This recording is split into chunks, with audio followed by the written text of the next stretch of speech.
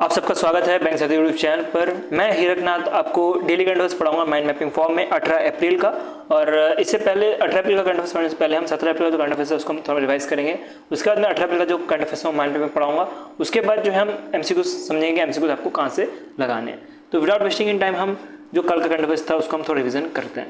तो पहला आ रहा है कि जो CPBC मतलब कि सेंट्रल पॉल्यूशन कंट्रोल बोर्ड है, तो सेंट्रल पॉल्यूशन कंट्रोल बोर्ड ने जो है एक नया कैटेगरी निकाला गया था ब्लू कैटेगरी के नाम से। और ये निकाला गया था जो वेस्ट टू एनर्जी है उसके लिए। पहले इसको रेड कैटेगरी में रखा गया था, अब जो है इसको ब्लू कैटेगरी में रखा गया है, जिसकी वजह से जो कंसेंट टू ऑपरेट है वो 2 साल के बाद जो है लेना पड़ेगा। ठीक है, तो पहले बार लेना पड़ता, अब जो है 2 साल के बाद लेना पड़ेगा। उसके बाद बात करें प्लास्टिक पार्क स्कीम जो है लॉन्च किया गया था, जिसके अंदर बोला था कि गवर्नमेंट जो है ऑफर करेगा 50% एड और ये मैक्सिमम जो है 40 करोड़ रुपये हो सकता है। तो जो भी प्लास्टिक मैन्युफैक्चरिंग कंपनीज है उन्हीं के लिए जो है ये प्लास्टिक पार्क स्कीम जो है लॉन्च किया गया था। अब प्लास्टिक पार्क की बात करें तो हमारे इंडिया में टोटल 10 प्लास्टिक पार्क है और इसके बारे में हमने मैप के थ्रू कल वाले वीडियो में ऑलरेडी पढ़ा था। उसका नेक्स्ट चले तो नेक्स्ट आ रहा है कि जो कोल माइन एग्रीमेंट है ये साइन किया गया था बाय मिनिस्ट्री ऑफ कोल के द्वारा। तो इनके द्वारा कहा गया था कि 2 कोल का जो है ऑक्शन हुआ था, 2 कोल माइन का ऑक्शन हुआ था। एक कोल माइन आपको मिलेगा मारवाटौला जो कि मध्य प्रदेश में था और एक था नामचिक वेस्ट जो कि अरुणाचल प्रदेश में था। तो ये दोनों का जो है ऑक्शन हुआ था और दोनों को जो है रायपुर की जो कोल माइन है उन्होंने खरीदा था। ठीक है, तो बोला जा रहा है बाय मिनिस्ट्री ऑफ कोल कि टोटल जो है ये 106.14 करोड़ रुपये का रेवेन्यू जो है जनरेट करने वाली है। अब एक रिपोर्ट आई थी जिसमें बोला गया था कि इंडिया जो है सेकंड लार्जेस्ट जो है सिल्क प्रोड्यूसर के नाम पे आती है और सबसे ज़्यादा कंज्यूम जो है इंडिया करती है इन टर्म्स ऑफ सिल्क। ठीक है, तो ये एक रिपोर्ट है, इसमें जो है इसके बारे में बताया गया था। उसके बाद नेक्स्ट चले तो नेक्स्ट आ रहा है कि जो इंटरनेशनल फाइनेंशियल कॉर्पोरेशन है इन्होंने लॉन्च किया था फर्स्ट लॉस गारंटी। अब फर्स्ट लॉस गारंटी के अंतर्गत अगर मान लीजिए कि कोई बैंक अगर कोई किसी को लोन देता है, जैसे वुमेन हो गया या तो क्लाइमेट के लिए जो है लोन दिया जाए, ग्रीन लोन दिया जाए जिसमें थोड़ा रिस्क ज़्यादा होता है, तो अगर वो लॉस हो गया, फर्स्ट पार्ट उसका लॉस हो गया तो IFC कवर करेगी। तो इसके अंतर्गत बोला गया था, किसके अंतर्गत बोला गया था, ये फर्स्ट लॉस गारंटी के अंतर्गत ये चीज़ बोली गई थी। उसका जो HBITS कंपनी है इनको लाइसेंस मिल गया था बाय द सेबी कि ये ऑपरेट कर सकते हैं जो रियल इस्टेट ट्रस्ट के तौर पे, जिसके अंतर्गत अब जो रियल इस्टेट में अगर कोई भी बंदा फ्रैक्शनली अगर पैसा लगाना चाहे तो वो भी लगा पाएगा। ठीक है, तो ये सेबी ने जो है अलाउ किया था किसको, HBITS को। उसका नेट बात करें तो फ्लिपकार्ट के ऊपर जो है फाइन मारा गया था बाय IRDAI के द्वारा, जो इंश्योरेंस कंपनी को रेगुलेट करता है। तो इनके ऊपर जो है फाइन मारी थी फ्लिपकार्ट के ऊपर 1.06 करोड़ रुपीज़ की। ये मारने का सबसे बड़ा कारण ये था कि फ्लिपकार्ट जो है क्या करता था कि जब भी कभी इंश्योरेंस खरीदने जाते थे कोई पर्सन फ्लिपकार्ट में, तो वो जो ऑफिशियल जो वेबसाइट है जहाँ पे इंश्योरेंस की कंपनी है वहाँ पे ना भेज के जो इंटरमीडिएट वेबसाइट है वहाँ पे भेजता था फ्लिपकार्ट। तो इसी वजह से जो है इनके ऊपर ये फाइन लगा है फ्लिपकार्ट के ऊपर। नेक्स्ट चलते हैं, कॉम्पैक्ट AI जो है IIT मद्रास ने लॉन्च किया है विथ सब जीरो के साथ मिलकर, जो कि US बेस्ड है। तो ये दोनों मिलकर जो है कॉम्पैक्ट AI जो है लॉन्च किया है, जो कि टोटली जो है CPU में जो है रन होगा और इसके अंतर्गत कोई भी GPU यूज़ नहीं किया जाएगा, ऐसा कुछ कहना है IIT मद्रास का। उसका गुजरात के बारे में बात करें तो गुजरात ने GP दृष्टि लॉन्च किया है, जिसके अंतर्गत कोई भी क्राइम सीन है तो वहाँ पे जो है ड्रोन को भेजा जाएगा और ऐसा बोला जा रहा है कि ये ड्रोन जो है 2 मिनट के अंदर ही वो लोकेशन में पहुँच जाएगा, जिसकी वजह से जो पुलिस की सर्विलेंस है वो इम्प्रूव होगी। उसका नेक्स्ट कुछ इंटरनेशनल न्यूज़, जैसे कि द्रौपदी मुर्मू जी अभी 2 दिन के विजिट में थे पुर्तगाल और स्लोवाकिया में और इनको जो है डायरेक्टरेट के तौर पे ऑनर किया गया था। ये इंपॉर्टेंट है एग्जाम के लिए। ठीक है, उसका इटली के जो डिप्टी PM थे वो इंडिया के विजिट में थे और विजिट का सबसे बड़ा कारण था कि इंडिया और इटली के बीच में एक बिजनेस और टेक फोरम समिट हो रहा था, तो इसी से ये इंडिया के विजिट में थे। और 2 अपॉइंटमेंट्स हैं जो कि मैंने आपको ऑलरेडी बताया था कि लेसन पॉइंट में आता है। एक इक्वाडोर के प्रेसिडेंट जो है चॉइस किए गए हैं और एक गरबन के जो है प्रेसिडेंट जो है चॉइस किए गए हैं। ठीक है, तो ये आपको मैं ऑलरेडी बताया जो कि लेसन पॉइंट में आप इसको अभी के लिए आप अपॉइंटमेंट में ज़्यादा ध्यान मत दो। ठीक है, तो अपॉइंटमेंट आप लास्ट क्लास में भूल जाओगे अगर आप RRB PO की तैयारी कर रहे हो। अपॉइंटमेंट पे ज़्यादा ध्यान मत दो। जो दूसरे करंट अफेयर्स रहते हैं जैसे कॉम्पैक्ट AI किसने लॉन्च किया, ये सारी चीज़ें आप पढ़ते चलो जिसकी वजह से आपको मेमोरी में रिकॉल होगा। लेकिन अपॉइंटमेंट जो है ना आप डेफिनेटली भूल जाओगे जब तक एग्ज़ाम आएगा, तो उसको लास्ट में ही पढ़ लेना। जब एग्ज़ाम से 1 महीना पहले या तो एग्ज़ाम से जो है 15 दिन पहले ये सारे अपॉइंटमेंट जो है एक बार में ही ख़त्म कर देना। उसका नेक्स्ट चैलेंज तो कुछ अवार्ड आया था कल की न्यूज़ में, जिसमें बोला गया था कि उत्तर प्रदेश पुलिस को जो है शोक अवार्ड मिला था। अब ये उत्तर प्रदेश पुलिस को क्यों मिला था, क्योंकि इनका जो पोर्टल है उसके अंतर्गत शोक अवार्ड इन पुलिस कैटेगरी में इनको दिया गया था, ठीक है। तो इनका क्राइम इन्वेस्टिगेशन पोर्टल है, उसकी वजह से जो है इनको ये अवार्ड दिया गया था। उसके बाद जो जॉयस बेकोस की कंपनी ब्लू ओरिजिन, इनकी जो NS-31 मिशन है, इसके अंतर्गत first ever women space craft mission था, जिसमें जो भी इस फ्लाइट में थे, जो भी इस स्पेस क्राफ्ट में थे, सारे के सारे वुमेन्स थे।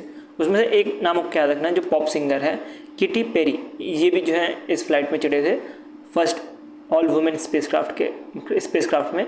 और ये 11 मिनट का जो है टोटल इसका ट्रैवल टाइम था। तो 11 मिनट तक ये ऊपर गया था स्पेस क्राफ्ट और फिर वापस नीचे आ गया, ठीक है। जिसमें इन्होंने जीरो ग्रेविटी जो है फील की करमान लाइन में। करमान लाइन किसको बोला जाता है, ये जो स्पेस बाउंड्री रहती है 100 किलोमीटर ऊपर अर्थ से, तो उसको बोला जाता है करमान लाइन। तो ये करमान लाइन में जाके जो है ग्रेविटी फ्री जो है एक्सपीरियंस किया था। महिंद्रा के बारे में बात करें तो महिंद्रा जो एयर स्ट्रक्चर है, इन्होंने एक डील साइन की है एयरबस के साथ कि ये जो हेलीकॉप्टर है H130 का जो ढांचा है, जो ऊपर का जो पार्ट है, वो बनाने का काम करेगी और इसका डिलीवरी जो है मई 2027 तक हो जाएगा, ठीक है। तो ये हमारा रह गया, हमने जो कल करंट अफेयर्स पढ़ा था उसको प्रॉपर रिविजन कर लिया। अब जो है आज का करंट अफेयर्स पढ़ते हैं। तो आज का पहले नेशनल के ऊपर पढ़ते हैं। तो नेशनल अफेयर्स में बहुत इंपॉर्टेंट न्यूज़ आ रहा है कि तेलंगाना गवर्नमेंट पहली इंडिया की स्टेट बनी है जिन्होंने इम्प्लीमेंट किया है सब कैटेगराइज ऑफ शेड्यूल्ड कास्ट, मतलब शेड्यूल्ड कास्ट का भी अब सब कैटेगरीज किया गया है बाय द तेलंगाना गवर्नमेंट। क्योंकि आपको पता होगा कि शेड्यूल्ड कास्ट में भी पता होगा कि बहुत लोग या तो बहुत बच्चे ऐसे हैं जो कि अच्छा खासा उनके पेरेंट्स पैसे कमा रहे हैं, लेकिन तब भी वो रिजर्वेशन लेते हैं, ठीक है। तो इसी वजह से ये सब कैटेगराइज किया गया है कि जिसको रिजर्वेशन मिलनी चाहिए उसको रिजर्वेशन मिल पाए, उसके से ये चीज़ की गई है। तो इसके अंतर्गत बोला गया कि टोटल 59 सब कैटेगरी बनाई गई है जो शेड्यूल्ड कास्ट है उनके लिए, ठीक है। टोटल 59 सब कैटेगरी बनाई गई है और इसको 3 ग्रुप में बांटा गया है। इंपॉर्टेंट क्या है कि 3 ग्रुप में इसको बांटा गया है, ठीक है। कौन कौन से 3 ग्रुप? पहला ग्रुप आपको मिलेगा मोस्ट बैकवर्ड सब कास्ट, मतलब जो सबसे ज़्यादा बैकवर्ड सब कास्ट है उनको ग्रुप 1 कैटेगरी में रखा गया है। उसका मार्जिनल बेनिफिट सब कास्ट, जो कि मतलब ज़्यादा गरीब भी नहीं है, पुअर में भी नहीं आते, नहीं वो अमीर में आते हैं, मान सकते हैं middle class, in terms of middle class बोल सकते हो। तो इसको रखा गया है मार्जिनल बेनिफिट सब क्लास में।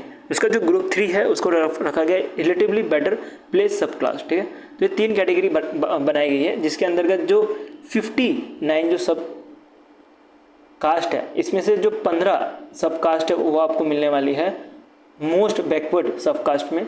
उसके बाद जो 18 सब कास्ट है वो मिलेगी आपको मार्जिनल बेनिफिट सब कास्ट में। और उसके बाद जो 26 और जो रह गए सब कास्ट वो मिलने वाली है आपको रिलेटिवली बेटर सब कास्ट में। तो ये तो हमने बात कर ली, डिवाइड कर लिया हमने कि कितने कितने सब कास्ट हैं। जैसे कि जो 59 सब कास्ट है इसको 15 सब कास्ट में बांटा गया है मोस्ट बैकवर्ड सब कास्ट, और उसके बाद 18 सब कास्ट में बांटा गया मार्जिनल बेनिफिट सब कास्ट, और फिर 26 जो है रिलेटिवली बेटर प्लेस सब कास्ट में बांटा गया है। अब रिजर्वेशन के बारे में बात करें कि एग्जाम में जो है आपको रिजर्वेशन पूछा जा सकता है कि जो मोस्ट बैकवर्ड सब कास्ट है इसमें 1% की रिजर्वेशन देने की बात की है, जो मार्जिनल बेनिफिट सब कास्ट है इसमें 9% देने की बात की है, और जो रिलेटिवली बेटर सब कास्ट है उसको 5% देने की बात की गई है, ठीक है। अब आप बोलोगे सर यार ये गलत नहीं हो गया कि ये जो सबसे ज़्यादा जिसको ज़रूरत है, जो मोस्ट बैकवर्ड सब कास्ट है, इनको सिर्फ 1% का ही रिजर्वेशन है? आप ये बोलोगे ये 1% रिजर्वेशन देने का कारण नहीं है कि जो मोस्ट बैकवर्ड सब कास्ट है तेलंगाना गवर्नमेंट का कहना है वो सिर्फ 0.5% ही है जो SC कमेटी की है। तो जो SC कमेटी की जो पॉपुलेशन है उसमें से सिर्फ 0.5% ही है, और इनका ये कहना है कि ये 1% दे रहे हैं जो कि double of their population share है, ठीक है। तो ये तेलंगाना गवर्नमेंट का कहना है जिसके से इनको 1% दिया गया। बाकी एग्जाम के लिए जो रिलेवेंस है कि आपको रिजर्वेशन परसेंट आपको एक्जैक्ट याद रखना है कितना कितना है, और जो सब कैटेगरी कितनी कितनी की गई है ये भी आपको याद रखना है। जब स्टेटमेंट में क्वेश्चन आता है ना आपको यहीं पे जो घुमाता है, ठीक है। जैसे कि मैं एक स्टेटमेंट में क्वेश्चन ये भी बन जाएगा एक पहला कि तेलंगाना गवर्नमेंट ने जो है इंडिया का पहला स्टेट बना है जिन्होंने इम्प्लीमेंट किया सब कैटेगराइज ऑफ SC कास्ट। इसमें ऑप्शन ए दे देगा कि 59 SC कैटेगरी सब कास्ट है इनटू 3 ग्रुप्स का नाम आपको दे देगा, ठीक है, पहले स्टेटमेंट ये दे दिया। दूसरे स्टेटमेंट दे देगा 59 जो सबकास्ट है उसमें डिवाइड किया गया है 15 सबकास्ट मोस्ट बैकवर्ड सबकास्ट की तरह, और 18 सबकास्ट जो है मार्जिनल बेनिफिट सबकास्ट की तरह, 26 जो है रिलेटिवली बेटर सबकास्ट की तरह ऐसे बांटा गया है। उसके बाद इसमें एक रिजर्वेशन वाला दे देगा ऑप्शन 3 जिसमें 1% रिजर्वेशन रखा जाएगा, एक में दे देगा ये 8% रिजर्वेशन रखा जाएगा और एक 5% रिजर्वेशन रखा जाएगा। तो ये जब आप डिटेल में पढ़ोगे कि 9% जो रिजर्वेशन इसका रहने वाला है, तभी जो है आप इसका आंसर देख सकते हो कि जो ऑप्शन 3 था वो गलत था। तो ये चीज़ तभी पता लगेगी जब आप डीप में जो है चीज़ें को पढ़ोगे। डेफिनेटली कुछ चीज़ें डीप में पढ़नी पड़ती है और कुछ चीज़ें अगर आप ऊपर से पढ़ते हो तब भी चल जाता है, ठीक है। तो ये चीज़ आपको समझ आ जाएगा जब आप एग्ज़ाम दोगे, थोड़ा बहुत 1 साल 2 साल के बाद जो है ये चीज़ आपको समझ आनी चालू हो जाएगी, क्या पढ़ना चाहिए और क्या छोड़ना चाहिए। इंपॉर्टेंट है क्या छोड़ना चाहिए। पढ़ना चाहिए तो सबको बता देंगे ये पढ़ो वो पढ़ो, बट आपको ये पता होना चाहिए क्या छोड़ना चाहिए एग्जाम के लिए, सबसे ज़्यादा इंपॉर्टेंट है ये चीज़ है, ठीक है। क्योंकि करंट अफेयर्स बहुत ज़्यादा कंटेंट हो जाता है लास्ट में, तो इंपॉर्टेंट ये है कि आपको क्या छोड़ना है क्या पढ़ना है।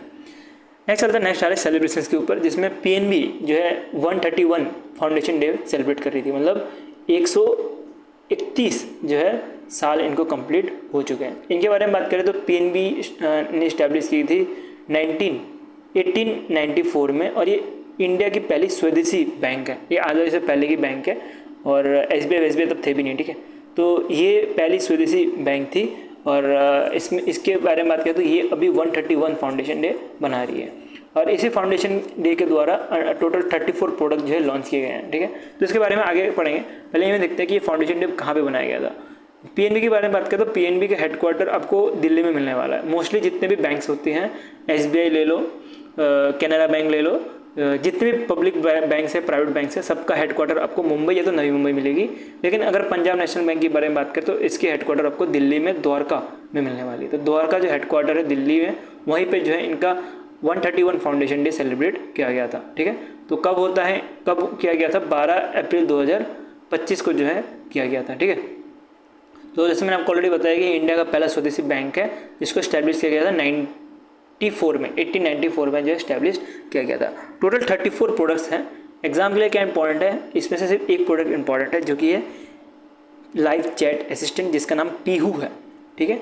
बाकी इतना इंपॉर्टेंट नहीं है, बाकी आप स्किप कर सकते हो। जैसे कि 12 कस्टमर सेंट्रिक डिपॉजिट स्कीम्स के लिए जो टारगेटेड ग्रुप है आप यहाँ से पढ़ सकते हो। प्रोफेशनल्स हैं, वुमेंस हैं, डिफेंस पर्सनल है, फार्मर्स हैं, NRIs हैं, इतने इंपॉर्टेंट है नहीं है सर, स्किप कर सकते हो। और बाकी 10 डिजिटल ट्रांसफॉर्मेशन प्रोडक्ट भी जो है लॉन्च किया गया है और इसको भी स्किप कर सकते हो। लेकिन एक चीज़ आपको जरूर पढ़ लेना, इसका जो असिस्टेंट है, लाइव चैट असिस्टेंट का नाम याद रखना है आपको, पीहू। इसके ऊपर मैंने आपको ऑलरेडी MCQ इसके ऊपर मैं आपको देने वाला हूँ, कल इसके ऊपर आपको MCQ मिल जाएगा और इसके बारे में आपको फिर अगर नहीं भी पढ़ा होगा तो आपको ध्यान आ जाएगा, ये पढ़ना ज़रूरी है, ठीक है। और इसके बारे में स्टेटमेंट वाइज क्वेश्चन आपको Q&A PDF मिल जाएगा जो कि पेड है, और फ्री में आपको जो है इसके ऊपर MCQs भी मैं जो टेलीग्राम ग्रुप है वहाँ पे प्रोवाइड कर दूंगा, ठीक है। अब कुछ लॉन्चेस के ऊपर बढ़ते हैं नेशनल्स के, जिसमें आ रहा है कि प्राइम मिनिस्टर नरेंद्र मोदी ने फाउंडेशन स्टोन लेट डाउन किया है और ये किया गया है 10,000 करोड़ रुपये का हरियाणा में, ठीक है। तो 10,000 करोड़ रुपये में वेरियस प्रोजेक्ट जो है लॉन्च किए गए हरियाणा में, और ये किया गया है यमुनानगर हरियाणा में, ठीक है। तो यमुनानगर हरियाणा में जो अभी 135 बर्थ एनिवर्सरी है भीमराव अम्बेडकर के, तो वहाँ पे जो है ये किया गया on the eve of 135 birth anniversary Bhimrao Ambedkar. उस टाइम पे जो है जो प्राइम मिनिस्टर नरेंद्र मोदी जी है ये हरियाणा में जो है 10,000 करोड़ रुपये का फाउंडेशन स्टोन लेट डाउन किए गए। तो पहले प्रोजेक्ट के बारे में बात करें तो ये 800 मेगावाट का थर्मल पावर यूनिट होने वाला है जो कि Chhotu Ram thermal power plant के नाम से जाना जाएगा, जो कि यमुनानगर में बनाया जाएगा, जिसमें टोटल लागत जो लगने वाली है वो 8,469 करोड़ रुपये लगने वाली है। जो सेकंड एक तरह से बायोगैस प्लांट बनाने जा रहे हैं, compromise biogas plant under the Govardhan योजना। गोवर्धन योजना के बारे में बात करें तो गोवर्धन योजना 2014 के आसपास लॉन्च किया गया था और जिसके अंतर्गत बोला गया था कि जो बायोगैस प्लांट है, मुझे एग्जैक्ट डेट तो अभी याद नहीं है, 2014 के आसपास ही आई थिंक, तो जो गोवर्धन स्कीम है इसके अंतर्गत बोला गया था कि 2018 है, ठीक है। तो 2018 के आसपास इसको लॉन्च किया गया था, जिसके अंतर्गत बोला गया था कि जो भी काउडक है, काउडक को जो है कन्वर्ट किया जाएगा बायोगैस में। किस में कन्वर्ट किया जाएगा? काउडक को जो है कन्वर्ट किया जाएगा बायोगैस में, ठीक है। और इसके अंतर्गत ही जो बायोगैस है उसमें कन्वर्ट किया जाएगा, उसके साथ जो बायो CNG है उसमें उसको कन्वर्ट किया जाएगा। इवन जो ऑर्गेनिक वेस्ट है उसको भी बनाया जाएगा। तो ये सब चीज़ें जो है गवर्नेंस स्कीम के अंतर्गत की जाएगी, ऐसा कुछ कहना था गवर्नमेंट का 2018 में, ठीक है। 2014 नहीं है, ठीक है, 2018। मैं थोड़ा बोल गया था कि 2018 को जो है इसको लॉन्च किया गया था। इसको जो है यमुनानगर में लॉन्च किया गया। टोटल ये 90 करोड़ रुपए जो है इन्वेस्ट करने वाली गवर्नमेंट का कहना है। नेक्स्ट एक तरह से न्यू टर्मिनल बिल्डिंग बनने जा रही है और इसका नाम है महाराजा आगरा सेन एयरपोर्ट, जो कि हिसार जो हिमाचल प्रदेश में जगह है, हिमाचल प्रदेश नहीं हरियाणा में जगह है, वहाँ पे बन रहा है। और टोटल जो है इसमें लागत लग रही है 4010 करोड़ की इसकी टोटल लागत लग रही है, ठीक है। तो एग्जाम पॉइंट ऑफ व्यू की बात करें तो डेफिनेटली इम्पॉर्टेंट तो है, बट इतना भी इम्पॉर्टेंट नहीं है, ठीक है। ये ज़्यादा इम्पॉर्टेंट रहते नहीं है, बहुत कम चांस है कि यहाँ से क्वेश्चन पूछा जाए, लेकिन एक बार तब भी आँख घुमा लेना। और अभी के बारे में बात करें तो अभी इस पर ज़्यादा ध्यान मत दो, ये आपको याद रहेगा भी नहीं, लास्ट में भूल जाओगे। बेटर ये रहेगा अभी इसको स्किप कर दो, जो ऐसी चीज़ें रहती है, ठीक है। इसको आप स्किप कर सकते हो, बाद में जब एग्जाम जब सामने और आ रहा होगा या आप वीकली में जब पढ़ रहे होंगे तो ज़्यादा तब जाके इसमें ज़्यादा दिमाग लगा लेना। कुछ न्यूज़ रहती है जिसको आप कभी नहीं भूलोगे जब पढ़ोगे, जैसे कि ये वाला न्यूज़ हो गया जो तेलंगाना गवर्नमेंट ने जो कैटेगरी किया गया है, इसलिए आप कभी नहीं भूलोगे जब तक आपका एग्ज़ाम आ रहा होगा RRBPO का, या तो कोई डिफरेंट जॉब का एग्ज़ाम अभी आसपास भी हो 2-3 महीने बाद, तभी आप ये वाले जो न्यूज़ है ये नहीं भूलोगे। लेकिन ये सारे जो न्यूज़ होती है, सेलिब्रेशंस हो गए हैं, सेलिब्रेशन में पीहू तो याद रहेगा, मोस्टली पीहू आपको याद रह जाएगा, लेकिन ये सारे जो न्यूज़ होती है ना जहाँ पे आपको प्रोजेक्ट्स दिख रहे होंगे इतने सारे, तो ये सारे भूल जाओगे। तो बेटर ये रहेगा कि अभी के लिए छोड़ दो, बाद में जब एग्जाम सामने आ रहा होगा तब ये सारी चीज़ें पढ़ लेना। और कुछ न्यूज़ जैसे कि ये सारी न्यूज़ है ये तो आपको डेफिनेटली याद रहने वाली है, ठीक है। तो अब हम पढ़ते हैं बैंकिंग अवेयरनेस। तो बैंकिंग अवेयरनेस के बारे में बात करें तो ये NPCI की तरफ से न्यूज़ आ रहा है, national payment corporation of India, जो कि UPI बनाता है। तो इन्होंने कुछ मेजर अपडेट दी हैं UPI फ्रेमवर्क के ऊपर, और ये इफेक्टिव रहेगा 4 अप्रैल 2025 से। और ये करने का सबसे बड़ा कारण यही है कि सिक्योरिटी और फ्रॉड जो है वो कम से कम हो। पहला क्या अपडेट किया इन्होंने, पहला क्या मेजर अपडेट किया उसको कवर करते हैं। पहला ये किया कि इंटरनेशनल QR कोड पेमेंट को डिसकंटिन्यू किया गया है। अब QR कोड पेमेंट करने के लिए आपके पास 2 ऑप्शन होता है, या तो आप स्कैन कर लो QR कोड को, या तो आप QR कोड कैसे मंगवा लो, मतलब व्हाट्सएप के थ्रू QR कोड मंगवा लो और उसके बाद गैलरी के थ्रू उसको अपलोड करके पेमेंट करो। लेकिन इंटरनेशनल पेमेंट के बारे में बात करें तो ये चीज़ अब बंद कर दी गई टोटली। अब ऐसा नहीं है कि आपका कोई फ्रेंड है, मान लेते हैं कोई फ्रेंड है आपका, उसने बोला कि मुझे कुछ पैसे की नीड है, क्योंकि वो बाहर देश में रहता है, फॉरेन में रहता है, तो खर्चे ज़्यादा है, तो उसने बोला कि भाई मेरे को कुछ पैसे भेज दे, कुछ 50,000 रुपये भेज दे, या 50,000 रुपये ज़्यादा बोल दे, चलो बड़ा अमाउंट हो गया, क्योंकि इतना बड़ा तो QR कोड में ट्रांसफ़र भी नहीं होता। छोटा अमाउंट लेते हैं, मान लेते हैं कि 1,000 रुपये भेज दो, बोला किसी पर्सन ने जो कि कोई बाहर देश में रह रहा है। तो अगर आप क्या करोगे कि उसको अगर वो अगर आपको व्हाट्सएप के थ्रू अगर QR कोड भेजेगा तो आप उसको गैलरी के थ्रू अपलोड करके जो है पे नहीं कर पाओगे, ठीक है। तो इंटरनेशनल जो भी मनी है उसमें टोटली बैन कर दिया गया है बाय NPCI। तो आप उसको अपलोड करके जो है पैसे पे नहीं कर सकते, लेकिन स्कैन करके पे कर सकते हो। दूसरे के मोबाइल में डाल लिया, उसके बाद दूसरे के मोबाइल से स्कैन कर लिया, उसका पेमेंट कर सकते हो। लेकिन जो गैलरी से जो है पेमेंट करते हैं वो इंटरनेशनली जो है पूरा का पूरा बैन कर दिया गया है। और इसके साथ ही अगर बात करें कि एक चीज़ चालू रखी गई है, अगर कोई इन पर्सन अगर कोई पेमेंट करना जा रहा हो फिजिकल ओवरसी मर्चेंट लोकेशन में, तब वो पॉसिबल है, ठीक है। तो फिजिकली अगर QR कोड को स्कैन करो तो पॉसिबल है, लेकिन अगर व्हाट्सएप के थ्रू या तो गैलरी के थ्रू अपलोड करते हुए अगर कोई इंडियन यूज़र जो है पेमेंट करने की कोशिश करे इंटरनेशनली तो वो नहीं कर पाएंगे थ्रू UPI, ठीक है। तो एक UPI का मेजर अपडेट है। दूसरा जो अपडेट बोला गया है कि जो डोमेस्टिक QR कोड है पेमेंट का, उसका 2,000 रुपये का जो है लिमिट रख दिया गया है। कि अगर वही चीज़ है कि अगर व्हाट्सएप के थ्रू अगर आप पेमेंट करना चाह रहे होंगे तो वो अब 2,000 रुपये तक कर सकते हो डोमेस्टिक QR कोड में। इंटरनेशनल QR कोड को तो पूरा टोटली बंद कर दिया गया है, लेकिन जो डोमेस्टिक QR कोड है अगर आपको इंडिया के अंदर ही पेमेंट करना है किसी को, तो गैलरी के थ्रू या व्हाट्सएप के थ्रू पेमेंट कर पाओगे 2,000 लिमिट तक। और ये अप्लाइड रहेगा तो QR कोड एंड पे ट्रांजेक्शन, जैसे मैं आपको ऑलरेडी बताया, टू नॉन वेरीफाइड जो ऑफलाइन मर्चेंडाइज है उनके लिए, ठीक है। तो ये किया गया है कि जो फ्रॉड है वो कम से कम हो और जो मर्चेंडाइज वेरिफिकेशन है उसको अनकरेज किया जाए कि मर्चेंडाइज वेरिफिकेशन होगा तो ये कैप जो है इंक्रीज होगा, ठीक है। अगर मर्चेंडाइज वेरिफिकेशन नहीं होगा तो 2,000 रुपये का कैप रख दिया गया है on domestic QR code payment पर। अब नेक्स्ट जो है मेजर चेंजेस किए गए हैं वो आपको मिलेगा, जो रिक्वेस्ट भेजी जाती है मर्चेंडाइज के द्वारा टू रीलोड प्रीपेड वॉलेट या तो जो गिफ्ट कार्ड है उसके लिए, ठीक है। तो मान लेते हैं एक छोटा सा एग्जांपल लेते हैं अमेज़ॉन का। और अमेज़ॉन के बारे में बताओ कि अमेज़ॉन का खुद का वॉलेट है, इवन अमेज़ॉन जो है खुद का गिफ्ट कार्ड भी बेचता है। तो मान लीजिए कि आपके वॉलेट में पैसे कम पड़े हैं, तो अमेज़ॉन जो है आपको बार बार नोटिस भेजते रहता है कि आपका जो वॉलेट जो है जल्दी से जल्दी भर लो, या जल्दी से जल्दी पैसे जो है अपडेट कर दो, पैसे भर लो, ऐसा कुछ बार बार जो है रिक्वेस्ट करते रहता है अमेज़ॉन। या तो बोलता है कि गिफ्ट कार्ड जो है अमेज़ॉन से खरीद लो, ऐसा बार बार रिक्वेस्ट करते रहता है। तो एनपीसीआई ने बोला है कि अब जो भी मर्चेंडाइज है, अमेज़ॉन है, फ्लिपकार्ट है, जो कि वॉलेट अपना खुद का है, फ़ोन पे है जिनका खुद का वॉलेट है, वो अब रिक्वेस्ट नहीं कर सकते कि अपना जो वॉलेट है उसको रिलोड कर लो उसके लिए, ठीक है। तो अगर कोई भी पर्सन है अगर उसको रिलोड करना रहेगा तो वो पुश रिक्वेस्ट के थ्रू उनको भेज सकते हैं कि आपका जो पैसा है उसको रिलोड कर लो, वैसा कुछ। तो अब जो है यूज़र जो है पुश रिक्वेस्ट के थ्रू जो है रिलोड कर सकते हैं, ठीक है। और इसकी वजह से क्या होगा कि इसमें जो यूज़र है वो अपना कंट्रोल कर सकेंगे चीज़ों को, उसके साथ जो है रिड्यूस कर देगा अनऑथेंटिक रिडक्शन इन स्कैम। तो स्कैम की वजह से कुछ पैसे अगर वॉलेट में पड़े हो तो मोस्टली वॉलेट और गिफ्ट कार्ड के थ्रू जो स्कैम करना इजी रहता है एज़ कम्पेयर टू अगर आपके अकाउंट में जो है पैसे पड़े हो तो, ठीक है। तो अगर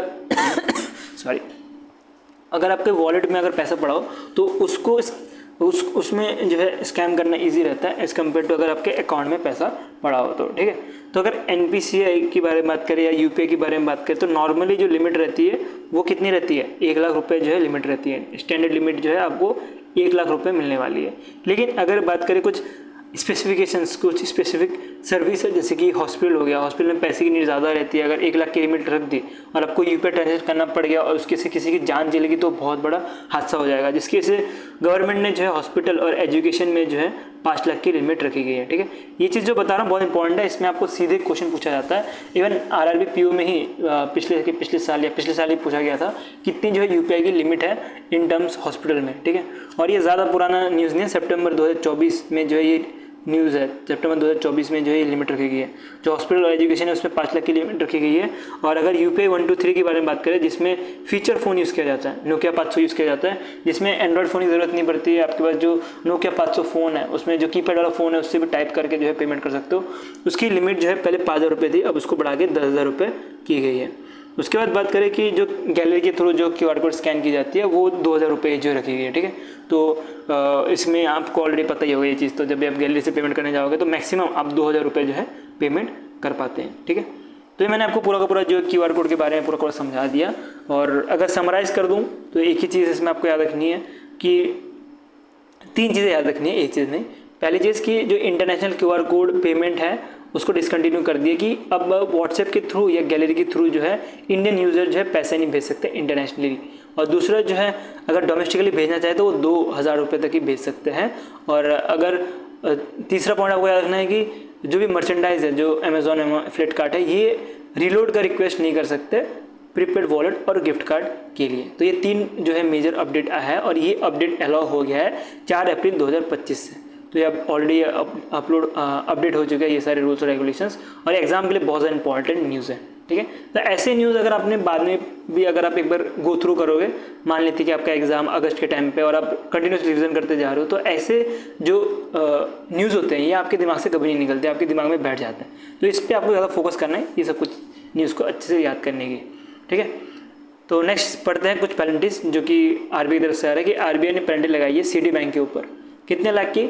3,20,000 रुपये की पेनल्टी लगाई है। और पेनल्टी लगाने का कारण ये है कि इन्होंने परफॉर्मेंस नहीं दिखाया due delegation while processing inward remittance from the foreign exchange account of a client, ठीक है। तो इनवर्ड रेमिटेंस क्या होता है उसके बारे में समझते हैं। इनवर्ड रेमिटेंस का मतलब हो गया, पहले तो रेमिटेंस का मतलब समझते हैं कि रेमिटेंस का मतलब ये हो गया कि अगर पैसा इंडिया से बाहर जा रहा हो या बाहर से इंडिया में आ रहा हो तो उस केस में बोला जाता है रेमिटेंस। और इनवर्ड रेमिटेंस के बारे में बात करें तो इनवर्ड रेमिटेंस क्या होता है? इनवर्ड रेमिटेंस का मतलब होता है कि जब बाहर से, अब मान लीजिए कि ये इंडिया है, इंडिया में अगर बाहर से पैसा आ रहा हो तो उसको इनवर्ड रेमिटेंस बोला जाता है, और इंडिया से अगर बाहर जा रहा हो तो उसको आउटवर्ड रेमिटेंस बोला जाता है।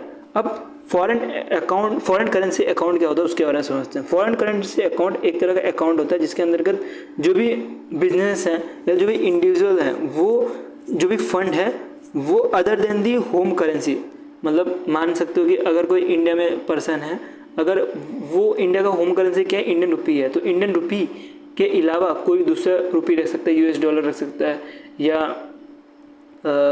यूएस डॉलर रख सकता है, यूरो रख सकता है, यूरोप का यूरो रख सकता है, तो ऐसे करके या चाइनीज़ का जो है यान रख सकता है। लेकिन जो होम करेंसी या डोमेस्टिक करेंसी है वो होल्ड ना करके दूसरी करेंसी होल्ड करनी पड़ती है। और ऐसे जो अकाउंट्स रहते हैं जहाँ पे जो दूसरी करेंसी होल्ड की जाती है उसको बुलाते हैं फॉरेन करेंसी अकाउंट। तो इसके अंतर्गत जो सिटी बैंक है, सिटी बैंक ने जो है अच्छे से इनवर्ट रेमिटेंस प्रोसेसिंग नहीं की गई थी, जिसके ऊपर पेनल्टी लगाई गई अंडर द फेमा एक्ट। तो फेमा एक्ट के अंतर्गत जो सेक्शन 11(3) है उसके अंतर्गत जो है इनके ऊपर पेनल्टी लगाई गई है। बहुत इंपॉर्टेंट एग्जाम के लिए ये चीज़ आपको ध्यान देनी है, ठीक है। तो फेमा एक्ट कब आया था? 1999 में जो है फेमा एक्ट आया था। और सिटी बैंक के बारे में बात करें तो सिटी बैंक एक तरह का इंटरनेशनल बैंक है जो कि बेस्ड है न्यूयॉर्क यूएसए में, और इसका जो है ब्रांचेस इंडिया में खुले हैं, लेकिन इसका हेडक्वार्टर आपको न्यूयॉर्क यूएसए में मिलने वाला है, ठीक है। तो एक तरह का इंटरनेशनल बैंक है। और जो फॉरेन एक्सचेंज ट्रांजेक्शन है इसके लिए भी एक सेक्शन के अंतर्गत 10(4) के अंतर्गत पेनल्टी लगाई है, ये भी चीज़ आपको ध्यान देनी है, ठीक है। तो दो तरह के आपको सेक्शन याद रखने हैं, एक तो 10(4) है और एक 11(3) सेक्शन है जो कि फेमा के अंतर्गत आता है। एग्जाम के लिए बहुत कम चांस है कि सेक्शन से पूछा जाए, बट कभी कभी जो इंपॉर्टेंट सेक्शन जैसे कि फेमा एक्ट का सेक्शन हो गए तो यहाँ से आपको क्वेश्चन पूछा जा सकता है, इसको आपको ध्यान देना है। नेक्स्ट चलते हैं इंटरनेशनल न्यूज़ के ऊपर आ रही है। इंटरनेशनल जो न्यूज़ है ये आ रहा है इंटरपोल की तरफ से। इंटरपोल का full form international crime police organisation, ये मान सकते हो कि इंटरनेशनल पुलिस है। इंटरनेशनल पोल का मतलब हो गया इंटरनेशनल पुलिस है। तो इसमें जो मिनिस्ट्री ऑफ इंटीरियर यूएई के हैं इनको सिलेक्ट किया गया है कि ये जो है एज अ चेयर करेंगे जो newly form committee on governance of Interpol है। तो committee on governance of Interpol में जो है इनको क्या करने के लिए बोला गया है कि चेयर करने के लिए बोला गया है, ठीक है। और इनका जो टर्म रहेगा ये टोटल 2 साल का इनका टर्म रहने वाला है। कितने साल का रहेगा? 2 साल का इनका टर्म रहने वाला है। और यूएई जो है पहली कंट्री बनी है जो कि ये पोजीशन होल्ड कर रही है। कौन रिप्रेजेंट कर रहे हैं यूएई से? यूएई से जो लेफ्टिनेंट कर्नल दाना हुमैद अल है, ये जो रिप्रेजेंट कर रहे हैं, जो कि डायरेक्टर जनरल है international affair bureau ministry of interior के, ठीक है। तो मिनिस्ट्री ऑफ इंटीरियर जो यूएई के हैं इनके, ठीक है। तो मिनिस्ट्री ऑफ इंटीरियर मान सकते हो मिनिस्ट्री ऑफ डिफेंस टाइप है इनका। मिनिस्ट्री ऑफ इंटीरियर से मिनिस्ट्री ऑफ होम अफेयर्स रहता है हमारे इधर, जो पुलिस को संभालता है वैसे ही है, ठीक है। तो ये कोई ऐसा नहीं कि जो इंटीरियर डिज़ाइन के लिए संभाला जा रहा है, ये ministry of interior home affairs जो हमारे इंडिया में जो पुलिस को संभालता है वैसे समझ सकते हो, ठीक है। तो इसमें जो दाना जी हैं इनको बनाया गया, दाना हुमद अल को जो है बनाया गया, जिसके अंतर्गत इनको 67% वोट मिला था बाय द इंटरपोल मेंबर। और ये जो है इलेक्शन फ्रांस में हो रहा था, ठीक है। तो अब ये क्या करने वाली है कमेटी, इसके बारे में समझते हैं। ये कमेटी जो भी इंटरनल प्रोसेस है इंटरपोल का उसको देखेगी, उसके साथ जो भी इंटरपोल को कैसे काम करना चाहिए, गवर्नेंस कैसे बढ़नी चाहिए इंटरपोल में, वो सब के ऊपर काम करने का चीज़ों के ऊपर काम करने का काम रहने वाला है committee on governance of Interpol, ठीक है। तो पहली कौन सी कंट्री बनी है? वो यूएई बनी है, आपको ये चीज़ ध्यान देनी है। नेक्स्ट चलते हैं, नेक्स्ट है breakthrough prize 2025। Breakthrough prize 2025 ये एक तरह से ऑस्कर ऑफ साइंस भी बोला जाता है। तो ऑस्कर ऑफ साइंस इसलिए बोला जाता है क्योंकि ये जो मेजर अचीवर रहते हैं जो कि मैथ्स और साइंस से आते हैं इनको दी जाती है। तो ये 11th annual breakthrough award जिसको ऑस्कर ऑफ साइंस भी बोला जाता है, ये अनाउंस किया गया था यूएसए कैलिफोर्निया में, जिसमें बहुत सारे अवार्ड्स दिए गए थे। लेकिन एग्जाम के लिए जो इंपॉर्टेंट है वो हमारा इंडिया में किसको अवार्ड दिया गया वो इंपॉर्टेंट है। तो वो आपको मिलेगा कि इंडिया का जो हाई एनर्जी फिजिक्स ग्रुप है जो कि डिपार्टमेंट ऑफ फिजिक्स के अंतर्गत आती है, जो कि यूनिवर्सिटी ऑफ जम्मू के अंदर जो डिपार्टमेंट ऑफ फिजिक्स है इनको ये अवार्ड दिया गया है। क्या है अवार्ड का नाम? है ब्रेक थ्रू प्राइज़, और ये 11th annual breakthrough price है जो कि यूनिवर्सिटी ऑफ जम्मू के जो डिपार्टमेंट ऑफ फिजिक्स के जो हाई एनर्जी फिजिक्स ग्रुप है इनको दिया गया है, ठीक है। तो जो ब्रेक थ्रू प्राइज़ है ये जो फंडामेंटल फिजिक्स रहते हैं उसको ज़्यादा फोकस करते हुए दी जाती है, और जो भी ग्लोबल कंट्रीब्यूशन जो साइंस में करते हैं उनको दी जाती है। अब ब्रेक थ्रू के बारे में पढ़े तो ब्रेक थ्रू प्राइज़ के अंतर्गत जो भी पर्सन को प्राइज़ मिलता है वो उनको 3 million as a US dollar दिया जाता है प्राइज़ मनी, और डिफरेंट सेक्टर में दिया जाता है, जैसे कि लाइफ साइंस, फंडामेंटल फिजिक्स और मैथमेटिक्स। इसको 2013 में लॉन्च किया गया था। और 2025 के कुछ अवार्ड्स के बारे में बात करें तो फंडामेंटल फिजिक्स में टोटल 13,508 फिजिशियन को जो है अवार्ड दिया गया, और ये अवार्ड जो दिया गया यूएसए के जो ब्रोक इंस्टीट्यूट है इनके द्वारा। उसके बाद न्यू हॉरिजन प्राइस के अंतर्गत टोटल 6 प्राइस दिए गए हैं और इसके अंतर्गत टोटल 100K ईच जो है US डॉलर दिया गया ये 6% को, ठीक है। तो इतना इंपॉर्टेंट है नहीं, 6% इतने इंपॉर्टेंट है नहीं एग्जाम के लिए, तो इसको आप स्किप कर सकते हो। अगर मैंने आपको देने के लिए सोचा भी नहीं है, ठीक है, कोई एडवांटेज नहीं है कि आपको मैं पूरा कंटेंट प्रोवाइड कर दूं और उसके बाद बोलूं कि कोई बात नहीं एग्जाम में आया नहीं, नेक्स्ट एग्जाम में इसकी तैयारी कर लेंगे अच्छे से, कुछ फ़ायदा नहीं है ये सब पढ़ने की। यहाँ आप सीधे स्किप करो, 6% के नाम याद रखोगे, फिर यहाँ पे आपको कोई मैं बोल दूँगी 13,000 बंदों के नाम याद रख लो, पॉसिबल है क्या? या तो आपको मैं बोलूँगा कि जो 8 जो फिजिशियन थे उनका नाम याद रख लो, पॉसिबल ही नहीं है कि आप इतने सारे नाम जो है याद करते हो। चलो यहाँ से 8 याद करोगे, यहाँ पे 6 याद करोगे, फिर यहाँ पे 3 वुमेन मैथमेटिशियन याद करोगे, तो ये सारी चीज़ें इंपॉर्टेंट नहीं है। आपको इतना याद रखना है कि कितना इनको प्राइज मनी दिया जा रहा है किस कैटेगरी में, और इंपॉर्टेंट क्या है वो यूनिवर्सिटी ऑफ जम्मू जो है वो इंपॉर्टेंट है कि यूनिवर्सिटी ऑफ जम्मू को जो है प्राइज दिया गया है और इंडिया का तरफ से प्राइज जिसको मिलता है वहाँ से जो है क्वेश्चन आता है, उस पर आपको ज़्यादा फोकस करना है। ये सब फालतू चीज़ों में फोकस करते जाओगे तो बाद में बोलोगे कि सर बहुत इतना ज़्यादा पढ़ लिया तभी एग्जाम में कुछ नहीं आया। कम पढ़ो, लेकिन जितना पढ़ो उसको मैक्सिमम टाइम रिवाइज करो, जिसके से आपको कन्फ्यूजन नहीं होगा एग्जाम में और ज़्यादा से ज़्यादा स्कोर कर पाओ, ठीक है। मैं यही बोलता हूँ कि एग्जाम के रिलेवेंस पढ़ो, इन रिलेवेंस नहीं। तो कहने का मतलब ये रहता है कि एग्जाम में जो आता है वही पढ़ो, लेकिन मल्टीपल टाइम रिवीजन करो, फालतू चीज़ों में ज़्यादा फोकस मत करो, ठीक है।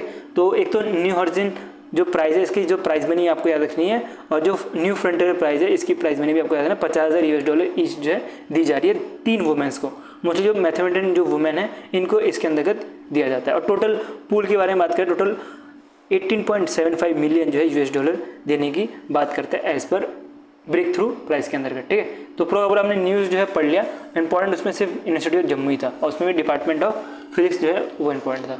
नेक्स्ट चलते हैं इंडेक्स एंड रैंकिंग के ऊपर पढ़ते हैं। तो ये आ रहा है टेक्नोलॉजी एंड इनोवेशन रिपोर्ट 2025 का, और इसको सबमिट किया गया है by United nation conference on trade and development के द्वारा, ठीक है। ट्रेड एंड डेवलपमेंट ने इसके बारे में बताया, और इसके बारे में बात करें तो इंडिया की रैंक आपको 36 मिलने वाली है आउट ऑफ 170 कंट्रीज़। तो 170 कंट्रीज़ में इंडिया की जो रैंक मिलेगी आपको 36 मिलने वाली है on readiness for frontier index technology index में, ठीक है। तो पिछले बारे में बात करें तो ये इंडेक्स पिछली बार 2022 में हुआ था जिसमें इंडिया की रैंक 48 थी और अब इंडिया की रैंक जो 36 होगी, तो कुछ ना कुछ इंप्रूवमेंट हुई है। अगर टॉप 5 कंट्रीज़ की बात करें इस इंडेक्स में आपको पहला तो USA मिलने वाला है, दूसरा स्वीडन मिलेगा, तीसरा नीदरलैंड मिलेगा, चौथा स्विट्जरलैंड मिलेगा और 5वां जो है सिंगापुर मिलेगा। सिंगापुर ओनली एशियन कंट्री है जो कि टॉप 5 में है, ये पॉइंट भी आपको ध्यान देनी है, ठीक है। और अगर बात करें AI प्राइवेट इन्वेस्टमेंट 2023 के बारे में, जिसमें डेवलपिंग कंट्री में सबसे नंबर 1 में आपको चाइना मिलने वाला है और इनकी रैंक ग्लोबली 2nd नंबर पे आती है जो कि सबसे ज़्यादा इन्वेस्टमेंट करती है इन टर्म्स ऑफ AI, और 10 नंबर पे इंडिया मिलने वाली है, ठीक है। और ये हो गया हमारा जो इंडेक्स था वो ख़त्म, और अब पढ़ते हैं रिपोर्ट के ऊपर। तो एक रिपोर्ट आ रहा है जो कि नाम है रिपोर्ट का 4th इंडियन जस्टिस रिपोर्ट, और इसके बारे में बात करें तो इसमें जो भी top performing large and mid size states हैं उनको कैटेगराइज किया जाता है इन टर्म्स ऑफ कैसे वो लोग जस्टिस, पुलिस ये सब में काम करती हैं। और सेकंड जो है टॉप परफॉर्मिंग स्मॉल स्टेट जिसके पॉपुलेशन 1 करोड़ से कम होता है उनको नापा जाता है, ठीक है। तो आप देख सकते हैं टेबल में आपको सारा आंसर मिल जाएगा। पहले तो रैंक, क्या रैंक रहने वाली सबकी 1 2 3 4 5। दूसरा टॉप परफॉर्मिंग स्टेट जो लार्ज और मिड साइज़ में आते हैं जिनकी पॉपुलेशन 1 करोड़ से ज़्यादा है वो है, और दूसरे वाला टेबल में जो आपको मिलेगा टॉप परफॉर्मिंग स्मॉल स्टेट्स जिसकी पॉपुलेशन 1 करोड़ से कम है। तो पहले रैंक पे आपको कर्नाटका मिलने वाली है, और कर्नाटका ओनली स्टेट है जिन्होंने जो कि पुलिस और जुडिशरी में जो है SC SC और OBC कोटा रखा है। मतलब इनकी जो भी वैकेंसीज़ हैं, पुलिस की वैकेंसीज हैं या जुडिशरी वैकेंसीज हैं, वहाँ पे जो एक्स्ट्रा कोटा रखा हुआ है OBC ST SC कैटेगरी का। तो इसी वजह से इनको जो है रैंक 1 में रखा गया। किसको रखा गया? कर्नाटक को रखा गया इन top performing large state and mid state category में। उसके बाद नेक्स्ट जो बात करें तो नेक्स्ट 2nd नंबर पे आंध्र प्रदेश आने वाली है। 3rd कैटेगरी में तेलंगाना आएगी। तेलंगाना पिछली बार जो है इनका 11 रैंक था और इस बार जो है इनका 3 रैंक है, तो ये अच्छा खासा जंप किया है। और 4थी कैटेगरी आपको केरला मिलने वाली है और 5वीं कैटेगरी आपको तमिलनाडु मिलने वाली है। एक चीज़ ध्यान देना कि जितने भी आपको दिख रहे हैं कैटेगरी वो ज़्यादा से ज़्यादा आपको साउथ के ही स्टेट दिख रहे हैं, ठीक है। तो साउथ के स्टेट जो हैं परफॉर्मेंस करने के मामले में अच्छे हैं in terms of judiciary and police. मतलब इनकी जो पुलिस है वो भी अच्छे से काम कर रही है, इवन इनकी जो जुडिशरी है ये भी अच्छे से काम कर रही है। इस रिपोर्ट का ये कहना है, ये मेरा कहना नहीं है, इस रिपोर्ट का कहना है, जिसके अंतर्गत एक पॉइंट आपको ध्यान देना है कि कर्नाटका का जो स्कोर है वो आपको 6.78 मिलने वाला है। टोटल आउट ऑफ 10 स्कोर दिए जाते हैं और उसमें कर्नाटका का स्कोर जो है 6.87 है। ये आपको पूछा जाता है एग्जाम में, बाकी सबका स्कोर पढ़ने की कोई ज़रूरत नहीं है। स्मॉल स्टेट्स की बारे में बात करें तो स्मॉल स्टेट्स में सबसे नंबर 1 नंबर पे सिक्किम आता है और दूसरे नंबर पे हिमाचल प्रदेश आता है और तीसरे नंबर पे अरुणाचल प्रदेश आता है। ठीक है, तो ये स्मॉल स्टेट्स में यहाँ सारे आते हैं और चौथा पाँचों पढ़ने की ज़रूरत नहीं है, वो आप स्किप कर सकते हो। और लार्जेस्ट स्टेट की बात करें जो सबसे लोएस्ट रैंक में आता है वो वेस्ट बंगाल आएगा। और स्मॉल स्टेट की बात करें सबसे लोएस्ट रैंक पे जो सबसे खराब पुलिस है या सबसे ज़्यादा जो जुडिक्शन है वो गोवा मिलने वाली है। ठीक है, तो इसके बारे में पढ़ते हैं क्या है ये इंडिया जस्टिस रिपोर्ट, इसके बारे में पढ़े तो इंडियन जस्टिस रिपोर्ट को जो है इनिशिएट किया गया था टाटा ट्रस्ट 2019 में, जिसके अंदर 4 पिलर में एवल्यूट किया जाता है। पहला पुलिस, दूसरा जुडिशरी, तीसरा प्रिजन और चौथा लीगल एड। तो पुलिस के बारे में बात करें तो जो पुलिस सिस्टम इनसाइड है इसके बारे में बात करें तो पुलिस टू पॉपुलेशन जो रेशियो है वो आपको मिलेगा कि इंडिया में जो 155 लाख पर्सन है उसमें एक पुलिस है। ठीक है, और सबसे लोएस्ट जो है टोटल 81 आपको बिहार में मिलने वाला है, जिसमें सबसे कम जो है पुलिस है पर लाख पर्सन। ठीक है, उसके बाद नेक्स्ट चलते हैं जुडिशियल परफॉर्मेंस के बारे में बात करें तो टॉप स्टेट जो सबसे अच्छा काम करे जुडिशरी वो मिलेगा आपको राजस्थान, केरला और हिमाचल प्रदेश। और गुजरात के बारे में बात करें तो गुजरात में सबसे ज़्यादा हाई कोर्ट जज और सबसे ज़्यादा जो है स्टाफ की वैकेंसी है, ऐसा कुछ कहना है इस रिपोर्ट में। और स्टेट ऑफ प्रिजन की बारे में बात करें तो टॉप परफॉर्मिंग स्टेट आपको तमिलनाडु मिलने वाली है। ठीक है, तो ये तो हमने पूरा रिपोर्ट पढ़ लिया। अब सेकंड रिपोर्ट के बारे में पढ़ते हैं जो कि एक क्वार्टरली रिपोर्ट आता है जो मिनिस्ट्री ऑफ फाइनेंस रिलीज़ करता है। ये थोड़ा पेंडिंग न्यूज़ था जो कि बहुत टाइम से आया, मैं करवा नहीं रहा था बिकॉज इसके ऊपर पूरा डेटा नहीं मिल रहा था। अब जो है पूरा इसके ऊपर डेटा मिल चुका है, तो इसके लिए मैं अभी कुछ करा रहा हूँ, जो कि डेफिनेटली थोड़ा पुराना रिपोर्ट है लेकिन इन्होंने थोड़ा देने में लेट कर दिया। जो मिनिस्टर ऑफ फाइनेंस है इन्होंने रिपोर्ट थोड़ा देने में लेट कर दिया, इन्होंने अभी अप्रैल के महीने में इसके बारे में बताया। तो ये इंडिया का क्वार्टरली एक्सटर्नल डेब्ट रिपोर्ट जिसमें बताया जाता है कि इंडिया कितना मतलब घाटे में या तो कितना उन्होंने डेब्ट लेकर रखा है बाहर देश से, मतलब फॉरेन से इन्होंने कितना डेब्ट लेकर रखा है, इस रिपोर्ट में बताया जाता है। और एज ऑफ दिसंबर 2024 के हिसाब से जो है इस रिपोर्ट में बताया गया है। तो एज ऑफ दिसंबर 2024 के हिसाब से इंडिया का जो एक्सटर्नल डेब्ट है, मतलब इंडिया जो है बाहर देश से कितना पैसा उधार ली है, वो वर्ल्ड बैंक हो सकता है, एशियन डेवलपमेंट बैंक हो सकता है या कोई कंट्री हो सकती है, टोटल जो है डेब्ट मिलेगा आपको 717.9 बिलियन का जो है टोटल डेब्ट मिलने वाला है। 2023 के बारे में बात करें, दिसंबर 2023 में भी ये रिपोर्ट आई थी जिसके अंतर्गत बोला गया था कि उस समय जो टोटल डेब्ट था वो 648.7 बिलियन था, जो कि बढ़ के अभी 717.9 बिलियन हो चुका है, जो 10.7% बढ़ चुका है। और क्वार्टरली इंक्रीज के बारे में बात करें तो 0.7% बढ़ चुका है। ठीक है, और डेब्ट टू जीडीपी रेशियो एग्जाम में यही पूछा जा सकता है, तो ये कितना है, ये आपको मिलेगा 19.1%। तो डेब्ट टू जीडीपी रेशियो भी एग्जाम में पूछा जा सकता है, इसको भी थोड़ा ध्यान देना।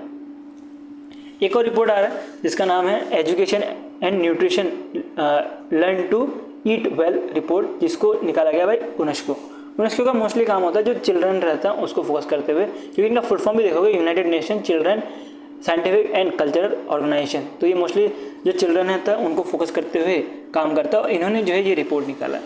इस रिपोर्ट के अंतर्गत बोला गया है कि नियरली 50% ऑफ जो प्राइमरी स्कूल है वहाँ पे बच्चों को जो है मील प्रोवाइड की गई है 2024 में। ठीक है, तो स्कूल मील जो है प्रोवाइड की गई है। और इंडिया के बारे में बात करें तो इंडिया में जो पोषण अभियान है या पोषण स्कीम है उसके अंतर्गत मिड डे मील प्रोवाइड की जाती है सेंट्रल गवर्नमेंट के द्वारा। ठीक है, तो जैसे इंडिया में कर रहे हैं इंडिया वाले पोषण अभियान के द्वारा, वैसे जितने भी दूसरे कंट्रीज़ हैं वहाँ पे भी कुछ ना कुछ स्कीम चलाते हुए 50% ऑफ द प्राइमरी स्कूल के जो बच्चे हैं उनको जो है स्कूल मील जो है दी जा रही है। तो इस रिपोर्ट के बारे में बात करें तो इसको रिपोर्ट को प्रेजेंट किया गया है भाई यूनेस्को, और यूनेस्को की हेल्प की गई है research consortium for school health and nutrition के द्वारा। ठीक है, तो इसके अंतर्गत बोला जा रहा है इस रिपोर्ट के बारे में बोला जा रहा है, इस रिपोर्ट के बारे में थोड़ा डिटेल में बढ़े तो इस रिपोर्ट के अंदर बोला जा रहा है कि टोटल 9% की इंक्रीमेंट हुई है कि बच्चों को जब खाना दी जाती है, क्योंकि बच्चों को अगर आप अच्छा खाना दोगे तो अब मान लीजिए कोई छोटा बच्चा है जो कि 3rd क्लास में है 4th क्लास में है, वो स्कूल क्यों जाएगा अगर उसको अच्छा खाना मिल रहा होगा। अब मान लीजिए उसको पेस्ट्री तो ख़राब हो गया, पेस्ट्री तो कोई खिलाएगा नहीं ऐसे गवर्नमेंट स्कूल में, अब मान लीजिए कोई अच्छा खाना मिल रहा है, दाल मिल रहा है, चावल मिल रहा है, अच्छा मिल रहा है, तो वो बोलेगा कि मैं घर पे खाने से अच्छा, कोई गरीब घर का बच्चा है तो वो बोलेगा मैं घर पे खाने से अच्छा मैं स्कूल जाके खा लेता हूँ, जिस वजह से वो पढ़ाई भी करेगा। जिसकी वजह से ये 9% का इंक्रीमेंट मिला है इन एनरोलमेंट रेट, और 8% की जो है अटेंडेंस भी बढ़ी है। और ये पोषण अभियान ये सब चलाने का कारण यही है कि बच्चे जो है ज़्यादा से ज़्यादा स्कूल आए और स्कूल में आके पढ़े, ठीक है। तो ये ऐसा कहना है कि जो 27% ऑफ स्कूल मील थे 2022 में, वो नॉट डेवलप्ड थे विद न्यूट्रिशन फूड।